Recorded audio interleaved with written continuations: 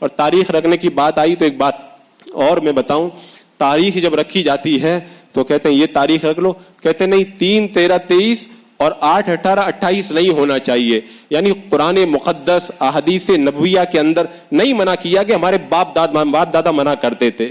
یہ تو مکہ کے کافروں کا طریقہ تھا، ان سے کہا جاتا تھا اسلام کے دامن میں آ جاؤ، یہ مت کرو. بولے ہم جانتے ہیں یہ ٹھیک ہے لیکن نہیں کریں گے، اس پہ نہیں مانیں گے. کیوں؟ کیسے کہ ہمارے باپ دادا وہی کرتے تھے.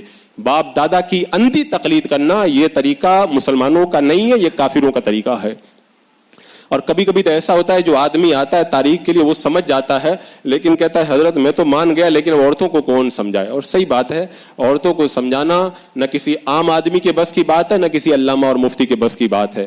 اور کبھی کبھی ہم لوگ چاہتے ہیں کہ چلو سمجھا دیں، لیکن ڈر یہ لگتا ہے اگر سمجھا دیا اور وہی اگر 3 تاریخ اگر رکھ دی اور خدا نہ کرے اگر شادی میں بارش آ گئی کچھ ہو گیا تو کہا کہ امام صاحب سے پہلے میں نے کہا تھا کہ وہی صحیح ہے، امام صاحب کچھ نہیں جانتے.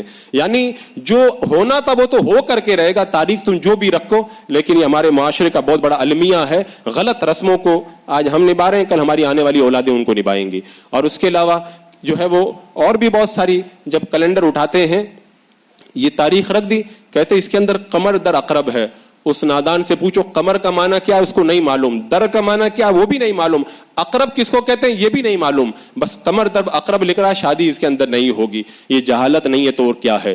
اسی لیے ابھی جو چند سالوں سے ہمارے یہاں سے جو کیلنڈر چھپ رہا ہے میں نے سختی سے منع کر دیا ہے کہ ہمارے کیلنڈر کے اندر قمر در عقرب نہیں رہے گا. سارے قمر در عقرب ہٹا دیے جائیں. یہ قمر در عقرب تو ان نجومیوں کے ڈھکوسلے ہیں اور ان ڈھکوسلوں کو لے کر کے ہماری قوم جو ہے وہ گمراہیت کا شکار ہو رہی ہے.